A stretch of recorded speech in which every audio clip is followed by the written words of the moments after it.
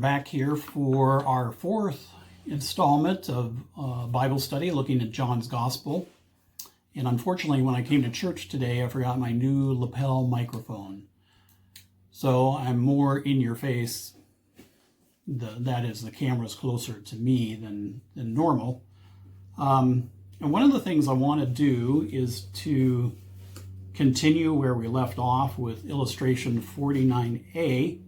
And in your big book, that's on page 162. And once again, if you don't have the book, it's okay. I will show the pictures up here, and hopefully that'll work out. Now, for the first part, well, anyway, you'll see. Never mind. Anyway, mailbag. Kurt from San Diego writes in, do you think the Gospel of John was ever performed as a drama? It may have been. When every Good Friday we read St. John's Passion, the Passion of our Lord according to St. John, and different people are assigned different parts. But that works for almost all the stories in the Gospel of John. If you want to see that, look at John chapter 9, the story of the man born blind. And in this time of quarantine, if you have a family, you can assign different parts to people and read it that way. And you'll be surprised, probably hardly need any narration. It just seems to flow. And the same is true of other stories in the Gospel of John. In fact, I had a seminary professor who said that he always referred, I don't know why he didn't say drama, he'd always say drama. I'm not sure where that comes from, drama as opposed to drama. But he was convinced that a lot of this could have been performed and may have been performed in early church services. Who knows? We will find out when we get to heaven, I suppose. In any case, if you look at illustration 49A, you'll see there are 16 different frames there, lots of pictures to go through. So we're going to do that right now, and hopefully that'll work out. Okay, in frame number 6, on the left-hand side, you see a series of numbers with the number 7 highlighted to remind us it was on the last day of the week, on the Sabbath, in which Jesus healed this crippled man who's seen crawling towards the water at Bethesda. And this is in John chapter 5. And there's a discussion about Jesus' authority.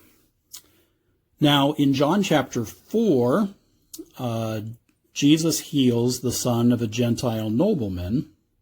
And in John chapter 5, Jesus heals this sick Jewish man at Bethesda and at the pool there. Both healings illustrate the life-giving power of Jesus' spoken word. In healing the nobleman's son, Jesus gives new life to one at the brink of death. In healing of the man at the pool of Bethesda, Jesus gives new life to one who is otherwise helpless. This healing takes place on the Sabbath. In acting as he does, Jesus demonstrates his authority even over the Sabbath observances and ordinances and replaces them with himself and the rest that he alone can give. In John chapter 5, 17 and 18, Jesus says, "My Father is always working, and I too must work." And this saying made the Jewish authorities all the more determined to kill him. Not only had he broken the Sabbath law, but he had said that God was his own Father, and in this way had made himself equal with God. Now that seems puzzling to us, but the point that emerges is clear. The Jews argued that although God had commanded them to refrain from work on the Sabbath, obviously God does not entirely rest and cease from activity, because all of creation would simply fall apart. So God has to, in a sense, continue working to keep creation functioning. So in working on the Sabbath, Jesus claims for himself the authority of God, for he is God. And thus you can see why they are upset. Okay, here in frame number 7, we see loaves of bread and fish in a basket, which was shared with Jesus, 5 loaves and 2 fish. And in front of that is a crown indicating that Jesus is the King, the Messiah. And there's a parallel here, just as God had fed his people in the wilderness with manna, and that is bread, and with meat sometimes. So Jesus is going to feed the 5,000, his people, with bread, manna, and meat, in this case in the form of fish.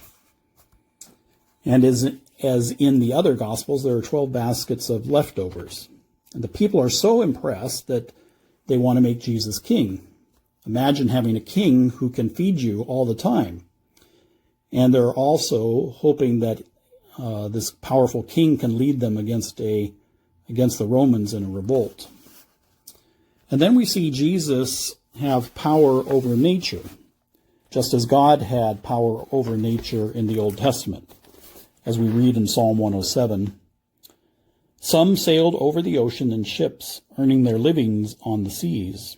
They saw what the Lord can do, his wonderful acts on the seas. He commanded, and a mighty wind began to blow and stirred up the waves. The ships were lifted high in the air and plunged down into the depths. In such danger the men lost their courage. Then in their trouble they called to the Lord, and he saved them from their distress. He calmed the raging storm, and the waves became quiet. They were glad because of the calm, and he brought them safe to the port they wanted. In asking Jesus for a sign, the crowds refer to the fact that God provided their forefathers with manna in the wilderness. Now, the manna had ceased to fall when they entered the Promised Land. They believed that it would come again when the Messianic age broke in. In fact, we read in 2 Baruch 29a from the Deuterocanonical writings, "And it will happen at that time that the treasury of manna will come down again from on high, and they will eat of it in those years, because these are they who will have arrived at the consummation of time," that is, at the time of the Messiah. However, Jesus declares that he is the true bread of life come down from heaven, and that he sustains life. Many of his hearers cannot accept this claim and leave him, and although his circle of adherents diminishes, his disciples remain with him.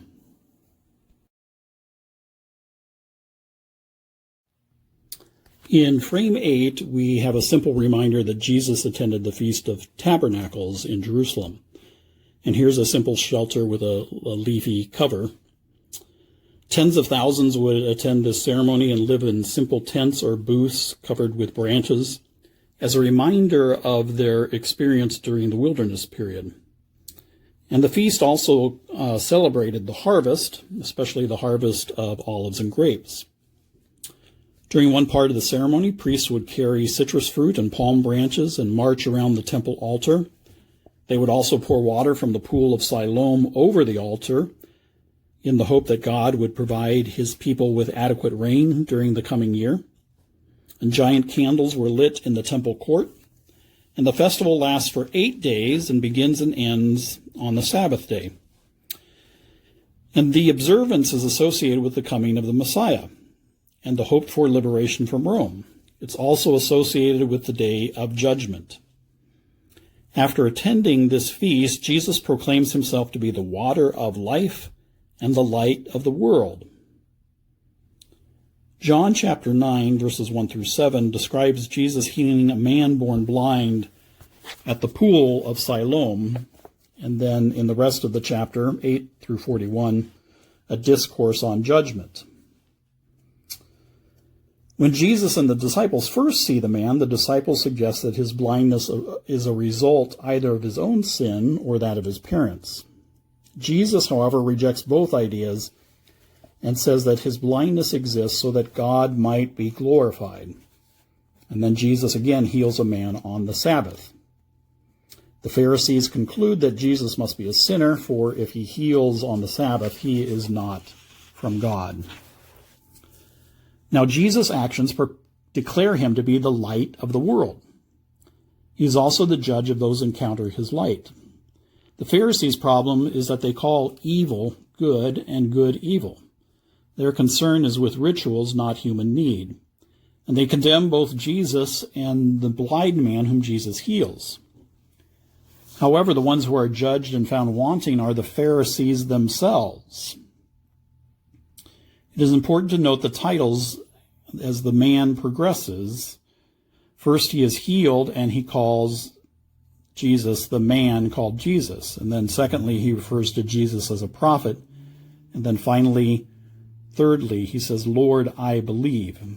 And so this blind man is empowered to see, and those who think they can see are in reality quite blind.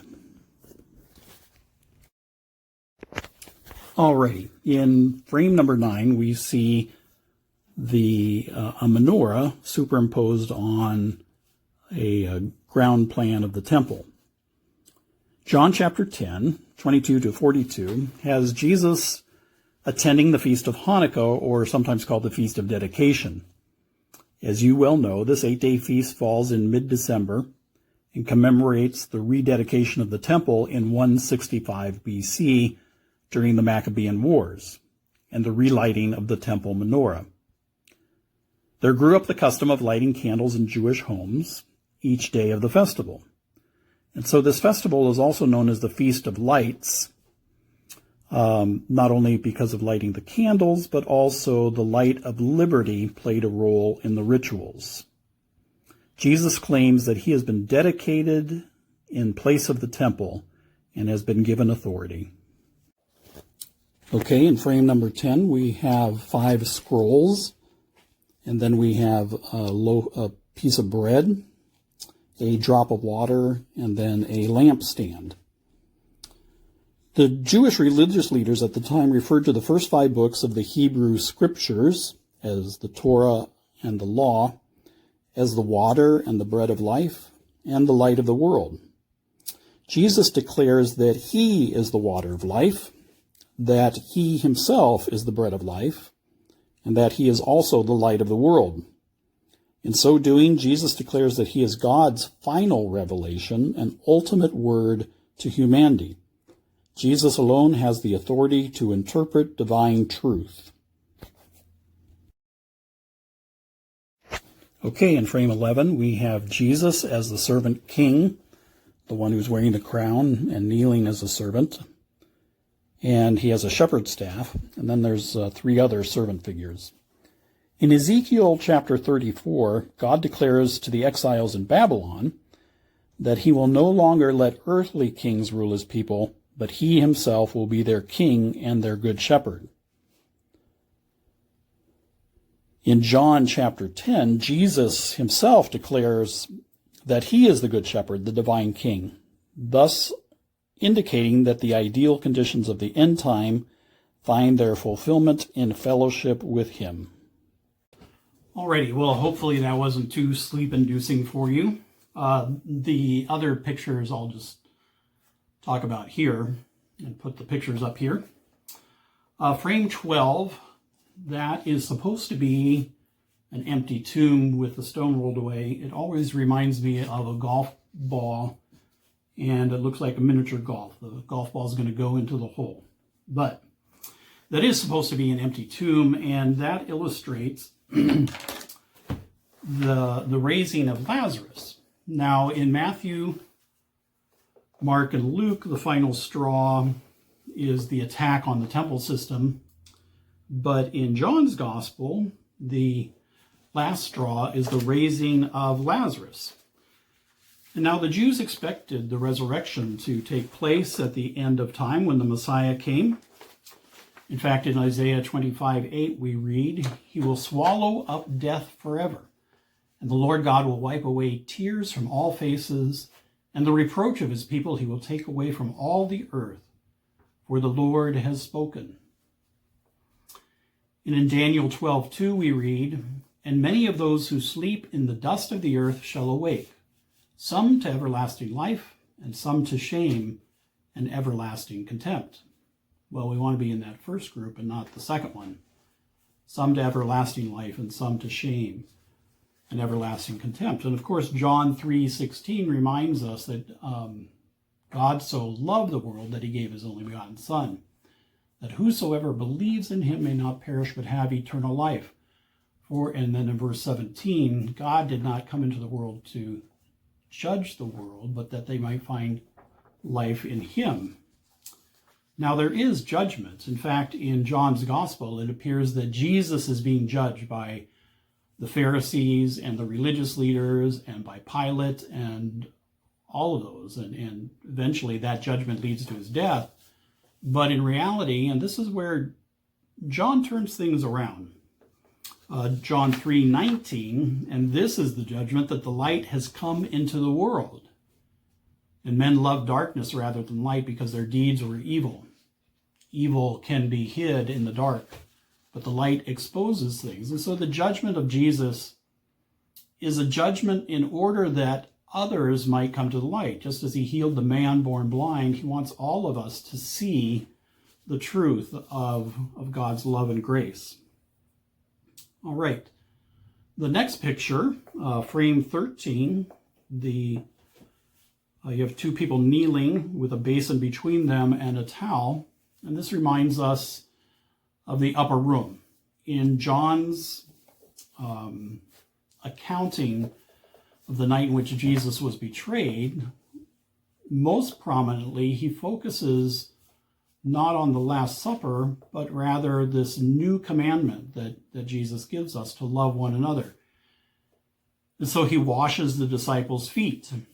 And thereby, the message for us is not that we need to run around and wash feet, but rather we do need to serve, that following Jesus means service to others. And each and every one of us needs to figure out how we serve in our own way. We simply don't become doormats for people. We don't become slaves to people, but we serve them. So what does it mean to serve your neighbor? And you might even concretely think of your real life neighbor right now, the person who lives to the left and to the right of you. What are their needs? How can you help them? Or the person across the street, or a fellow member of this congregation, or anyone who needs to know that you love them. How can we help out? Any case, let's take a little break right now, and we'll be back and finish up those illustrations. Pepsi Cola hits the spot. 12 full ounces, that's a lot. Twice as much for a nickel too. Pepsi Cola is the drink for you. All right, illustration 14 shows Jesus on a cross, but he has a crown on his head. It's very much like the cross that I have behind me. In John's gospel, Jesus, his last word from the cross is, "It is finished." And I mentioned before, this is not a cry of despair, but that rather his work on earth is finished. It is finished. It's the cry of an athlete who has finished the race. It is the cry of someone who has finished a job and crying out, "It is finished." It is a cry of victory. Now, of course, John's gospel does depict Jesus' suffering and death. This is not, he doesn't downplay that, but really, Jesus had said earlier that his hour is coming when he will be glorified. That just as Moses was lifted up the serpent on the cross, so the Son of Man must be lifted up, referring to the cross. And there's a lot we could say about this, but I do want to move along. So anyway, illustration 15 shows the golf ball ascending into heaven. No, that's the empty tomb, of course, the symbol for the empty tomb, and the resurrection. Jesus is not yet ascended. In fact, we will celebrate that, I think, next week.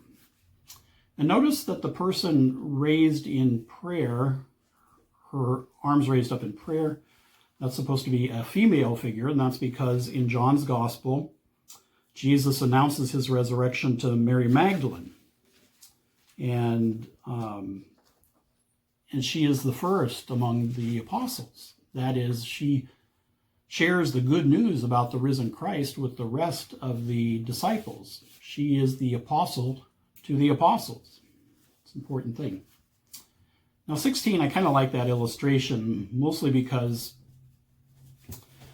one of the encounters that Jesus has with his disciples is they're out fishing, and they see Jesus on the beach. At first they don't recognize him, but he calls out to them, "Hey, have you caught any fish?" And then he has them put the nets on the other side, and they catch a whole bunch of fish. And so they recognize him, and Peter is so excited that he just jumps in and swims to shore.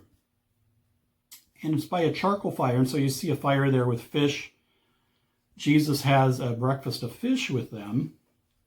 And one of the neat things about this scene is Jesus asked Peter 3 times, "Do you love me?" And Peter says, "Yes, Lord, you know that I love you." He says, "Feed my sheep." You'll notice it was by a fire before in the courtyard where Peter had denied Jesus 3 times.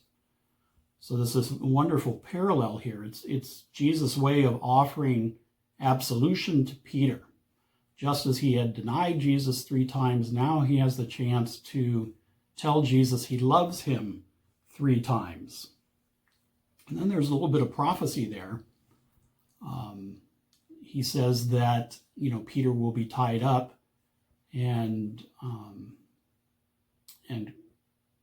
face death, face martyrdom. And tradition has it is that Peter indeed was martyred, we know that, and that he was martyred on a cross, but he asked to be crucified upside down because he did not think that he was worthy to die as his Lord did. So sometimes you'll see the symbol for St. Peter as crossed keys, and sometimes you'll see it as an upside down cross or a combination of those.